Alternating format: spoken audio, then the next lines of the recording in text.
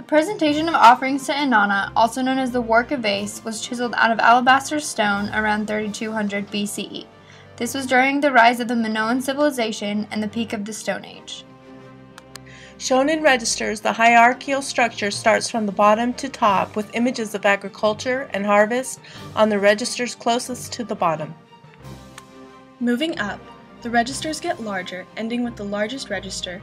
There are 2D side profile images of people taking their offerings to the goddess Inanna, which narrates their story of sacrifice and thankfulness for the earth's overflowing abundance. The largest figures on top represent their people's importance of sacrifice to their goddess. The 2 registers closest to the bottom display their reliance on plants and animals for their sacrifice and survival.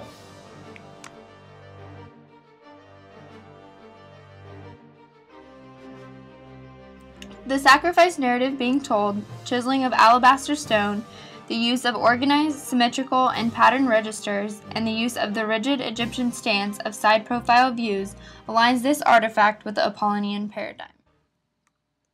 The Apollon Ian Paradigm is characterized by a stringent adherence to formula and traditions.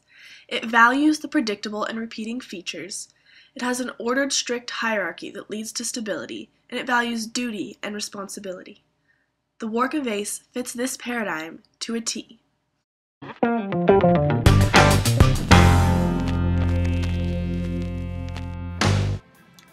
This fresco painting, The Peaceful City, by Ambrogio Lorenzetti in 1338 in Siena, Italy, in the Sala della Pace, Palazzo Pubblico, displays a panorama of a peaceful and lively city. This art piece was most influenced by the Byzantine and classical art, but uses the fresco technique that originated much earlier, around 1700 BCE. This lively scene of the city moves the eye from the bottom to top. At the bottom we see people, mostly a side view, interacting with each other, participating in festive rituals, trading, and selling goods at a common marketplace. Moving up and to the right, there are animals and a herd of livestock being managed by a group of shepherders. Progressing to the top of the painting, slightly to the right, there are a group of harvestmen collecting the season's crop to sell and trade within the city down below. A newfound importance of detailed facial expressions is expressed in Lorenzetti's painting. Along with extreme detail of expression, the use of perspective is shown. The building size is adjusted according to its nearness or farness to the viewer. By this technique, the painting can display many different scenes within the painting's different levels of perspective, creating a panoramic view of the city.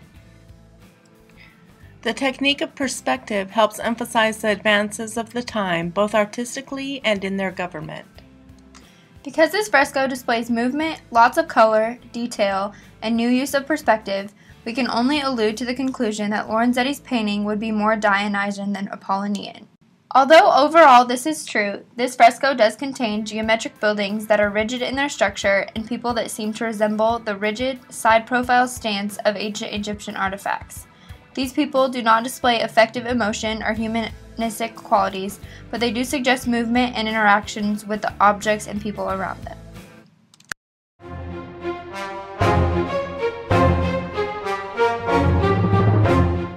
Both of these artifacts display an importance of hierarchy through registers and laying perspective. The work of vase shows that the most important things to their culture are their offerings to Inanna, which come from the plants and animals which they cultivate. The fresco shows that the most important thing to them is trade. They farm and cultivate crops so that they are able to make their way, not provide a sacrifice to a god or goddess. Both artifacts have similar placements of objects or scenes. The crops and goods are on bottom, livestock and people in the middle, and farmers carrying baskets are placed on top. The narrative arrangement in both artifacts directly represents the natural order of each respective culture. Closest to the bottom, or closest to the ground, shows what is simplest, or the first steps of a process. The bottom scenes are literally a foundation for the following frames. In the work of vase, you must have crops and livestock to be able to have offerings to give to their god. In the fresco, both the beginning of the story and the end appear in the lowest register. depicting the sale and purchase of livestock and crops. This also shows a sort of cycle that is essential to the good government that is central to the message of the fresco. Both artifacts display a narrative that relies on agriculture to survive, but the fresco shows the implementation of government through scenes of trade. We can see the similarities between both of these artifacts as well as their differences. Although these two artifacts originated from two completely different times and cultures, we can see how both cultures portray their values and lifestyles through art forms. Advances in discovery show the implementation of government and the ability to capture a large area in a single frame. Both artifacts capitalize on discovery, with the work of Ace being the first or beginning of a written language and the Lorenzetti fresco capitalizing on linear perspective.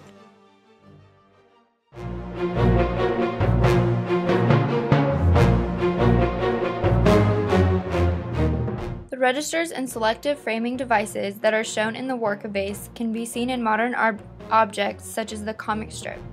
Here, The Amazing Spider-Man, published in 1962 by Marvel Comics, shows the dynamic use of registers and frames to tell the story of Peter Parker and his secret identity. Like the Lorenzetti painting, the comic strip uses dynamic color, action, and movement, as well as linear perspective. By adjusting size, the artist can create vast visual space within an image. Rather than only being able to visualize one scene, an artist can put many different scenes within a single composition by simply adjusting the size of the objects within an image. Comic strips have capitalized on the use of frames and use that to emphasize parts of a plot line while leaving some details completely up to the viewer. The most important pieces of information are the visual images presented on the page, illustrating what the author wants the viewer to know. Little details within the frames are the least important, while the largest figures are the most important. Some comics use black and white, but most find that the use of bright colors adds emphasis and dynamics to a visual scene. Also, by using different color, contrast is used to create space within an image. This aids the comic in believability, realism, and action. To support this point, Marvel Comics published a special edition comic as a tribute to the 9/11 tragedy, Remembering 9/11, Amazing Spider-Man. This comic shows dynamic images that show the use of linear perspective and movement that is similar to the first publication.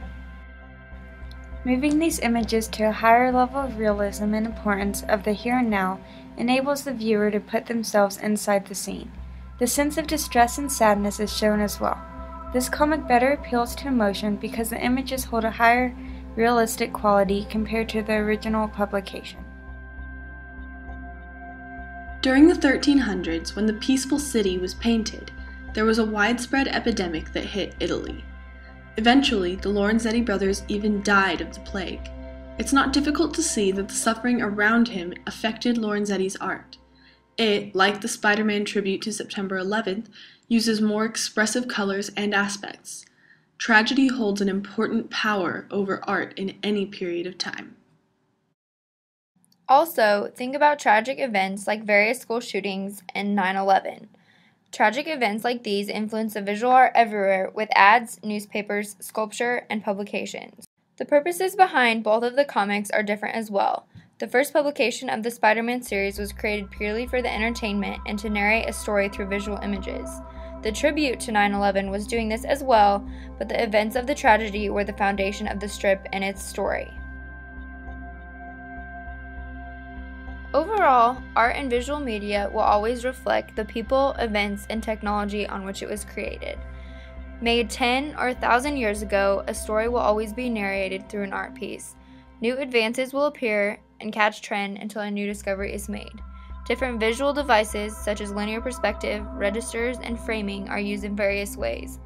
Events that emotionally affect the people of the time strongly influence visual media in a sense that we have an emotional connection to events, people, and places. And if, as artists, we can represent those events, people, and places either as accurately or as realistically as possible, or symbolically, we can reach and trigger the emotions of our viewers.